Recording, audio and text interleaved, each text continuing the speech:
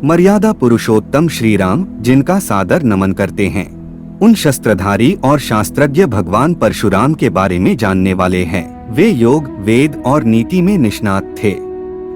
तंत्र कर्म तथा ब्रह्मास्त्र समेत विभिन्न दिव्यास्त्रों के संचालन में भी पारंगत थे, यानी जीवन और अध्यात्म की हर विधा के महारथी।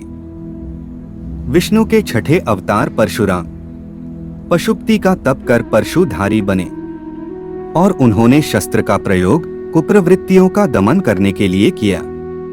कुछ लोग कहते हैं परशुराम ने जाति विशेष का सदैव विरोध किया, लेकिन यह तार्किक सत्य नहीं। तथ्य तो यह है कि संहार और निर्माण दोनों में कुशल परशुराम जाति नहीं अपितु अवगुण विरोधी थे। गोस्वामी तुलसीदास के शब्दों में, जो खल दंड करहु नहीं तोरा, भ्रष्ट होय श्रुति मार्ग मोरा की परंपरा का ही उन्होंने भली भांति पालन किया। परशुराम ने ऋषियों के सम्मान की पुनर्स्थापना के लिए शस्त्र उठाए। उनका उद्देश्य जाति विशेष का विनाश करना नहीं था। यदि ऐसा होता तो वे केवल है वंश को समूल नष्ट न करते। जनक, दशरथ आदि राजाओं का उन्होंने समुचित सम्मान किया। सीता स्वयंवर में श्री राम की वास्तविकता जानने के बाद प्रभु का अभिनंदन किया, तो कौरवसभा में कृष्ण का समर्थन करने में भी परशुराम ने संकोच नहीं किया। कर्ण को श्राप उन्होंने इसलिए नहीं दिया कि कुंती पुत्र किसी विशिष्ट जाति से संबंध रखते हैं, वरन असत्य वाचन करने के दंड स्वरूप कर्ण को सारी विद्या विस्मृत हो जाने का श्राप दिया था। कौशल्या पुत्र राम और देवकीनंदन कृष्ण से अगाध स्नेह रखने वाले परशुराम ने गंगा पुत्र देवव्रत भीष्म पितामह को न सिर्फ युद्धकला में प्रशिक्षित किया, बल्कि यह कहकर आशीष भी दी कि संसार में किसी गुरु को ऐसा शिष्य पुण्य कभी प्राप्त न होगा।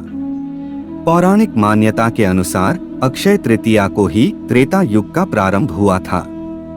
इसी दिन यानी वैशाख शुक्ल तृतीया को डोट सरस्वती नदी के तट पर निवास करने वाले ऋषि जमदग्नि तथा माता रेणुका के घर प्रदोष काल में जन्मे थे परशुराम। परशुराम के क्रोध की चर्चा बार बार होती है, लेकिन आक्रोश के कारणों की खोज बहुत कम हुई है।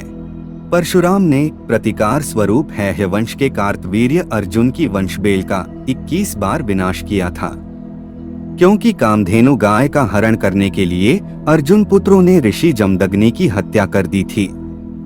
भगवान दत्तात्रेय की कृपा से 1000 भुजाएं प्राप्त करने वाला कार्तवीर्य अर्जुन दंभ से लबालब भरा था। उसके लिए विप्रवध जैसे खेल था, जिसका दंड परशुराम ने उसे दिया। ग्रंथों में यह भी वर्णित है कि सहस्त्रबाहु ने परशुराम के कुल का 21 बार अपमान किया था। परशुराम के लिए पिता की हत्या का समाचार प्रलयातीत था।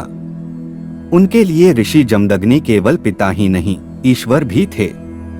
इतिहास प्रमाण है कि परशुराम ने गंधर्वों के राजा चित्ररथ पर आकर्षित हुई मां रेणुका का पिता का आदेश मिलने पर वध कर दिया था। जमदग्नि ने पितृ आज्ञा का विरोध कर रहे पुत्रों रुक्मवान, सुखेन, वसु तथा विश्वानस को जड़ होने का श्राप दिया, लेकिन बाद में परशुराम के अनुरोध पर उन्होंने दयावश पत्नी और पुत्रों को पुनर्जीवित कर दिया। पशुपति भक्त परशुराम ने श्री राम पर भी क्रोध इसलिए व्यक्त किया क्योंकि अयोध्या नरेश ने शिव धनुष तोड़ दिया था। वाल्मीकि रामायण के बालकांड में संदर्भ है कि भगवान परशुराम ने वैष्णव धनुष पर शरसंधान करने के लिए श्री राम को कहा।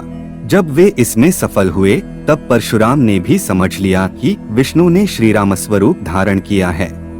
परशुराम के क्रोध का सामना तो गणपति को भी करना पड़ा था। मंगलमूर्ति ने परशुराम को शिव दर्शन से रोक लिया था।